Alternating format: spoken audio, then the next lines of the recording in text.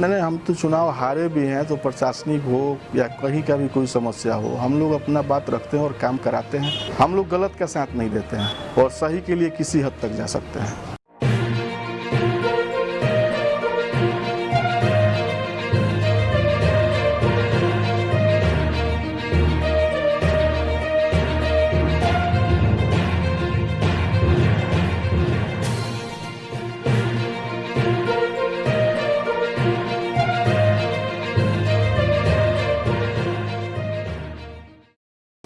दोस्तों नमस्कार, मैं राकेश शांडिल्य, मोटिवेशनल स्पीकर आप सभी का स्वागत करता हूं छपरा पोस्ट के इस खास एपिसोड जिसका नाम है मिशन 2020। आज हमारे साथ हैं छपरा विधानसभा के पूर्व विधायक, युवा नेता रणधीर सिंह जी।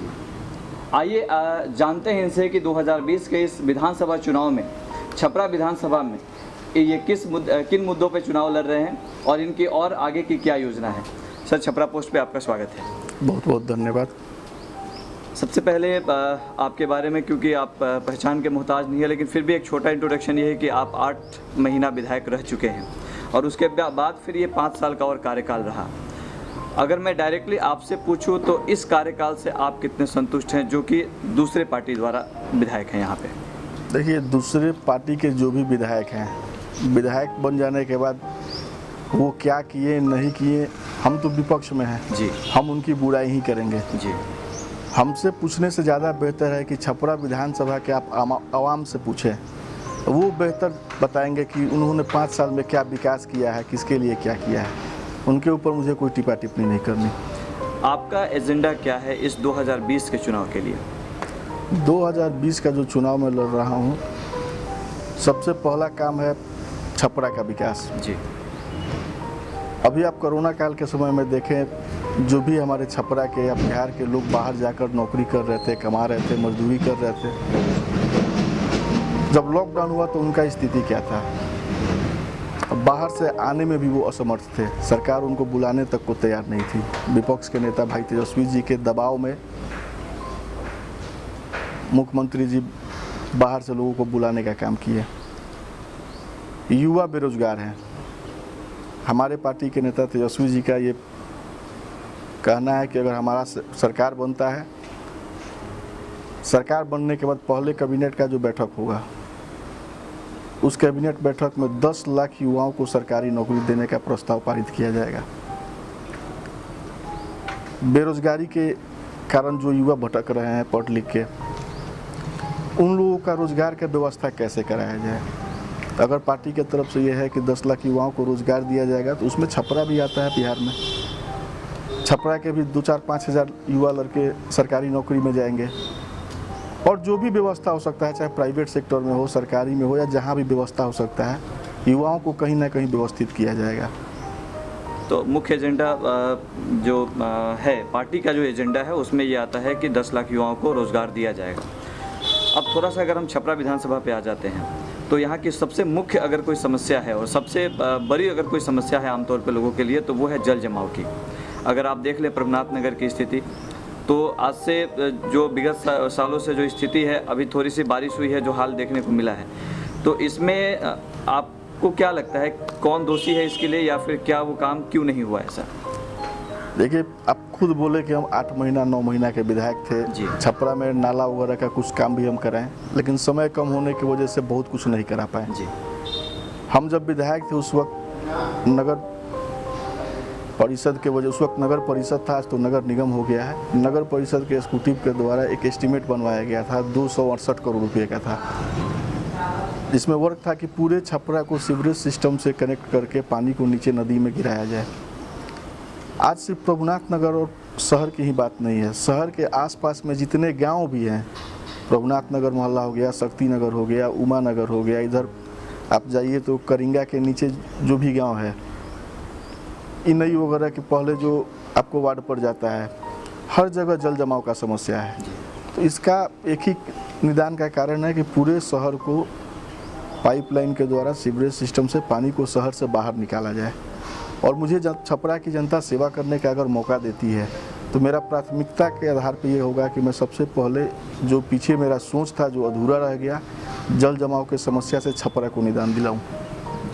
खनुआ नाला एक बहुत बड़ा मुद्दा रहता है छपरा के लिए खासकर, और उस पर कई बार योजनाओं की बात हुई, कई बार हुआ कि वो पास हो गया, काम हो रहा है, लेकिन अगर आमतौर पे देखा जाए तो अभी तक किसी तरह की कोई शुरुआत नहीं हुई, शायद वो कागज़ तक ही योजना सीमित है।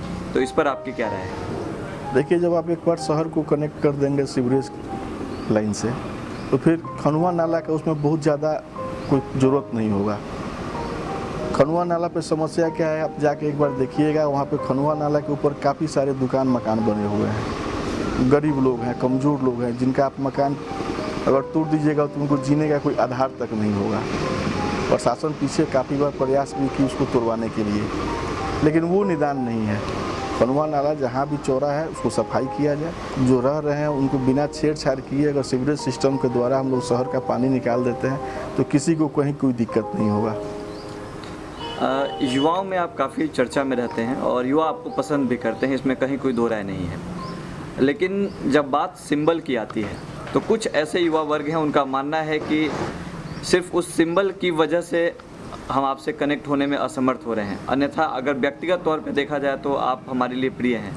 तो वैसे लोगों को आप उस सिंबल के तरफ से क्या इस तरह का आप उनको विश्वास दिलाते हैं ताकि वो आपसे कनेक्ट हो पाए, जो सिंबल की वजह से दूरी बनाने की कोशिश? जब चुनाव होता है, प्रत्याशी कोई ना कोई पार्टी से होता है। हो सकता है छपरा विधानसभा में कुछ ऐसे लोग हों जिनको मेरे पार्टी से दिक्कत हो जी। जो पार्टी से दिक्कत रखते हैं वो व्यक्तिगत मुझसे जुड़े हुए हैं, वो व्यक्तिगत मेरे साथ रहेंगे, और मेरा प्रयास यही रहता है कि चाहे वो किसी भी दल के रहने वाले हों, दल तो किसी का पहचान नहीं होता है, वो चाहे वो कहीं के भी हों, किसी भी जाति से हों, किसी बिरादरी से हों, मुझसे पर्सनली जुड़े, मैं उनके साथ हमेशा खड़ा रहा हूँ और आगे भी खड़ा मिलूँगा। अगर एक युवा नेता की बात करें, आमतौर पे जो एक माहौल है लोगों के बीच में कि अभी जो विधायक हैं और एक आप भी जो चुनाव लड़ रहे हैं, आप एक युवा नेता के तौर पे, तो आप दोनों के बीच में आप में ऐसी क्या खास चीज़ें हैं जो लोगों को ऐसा लगे कि वो आपके साथ आकर के आपके चुनाव में आपकी मदद करे या फिर आपको वोट करे, चाहे वो कोई भी वर्ग हो? देखिए, बात चेहरे की तो है नहीं जी।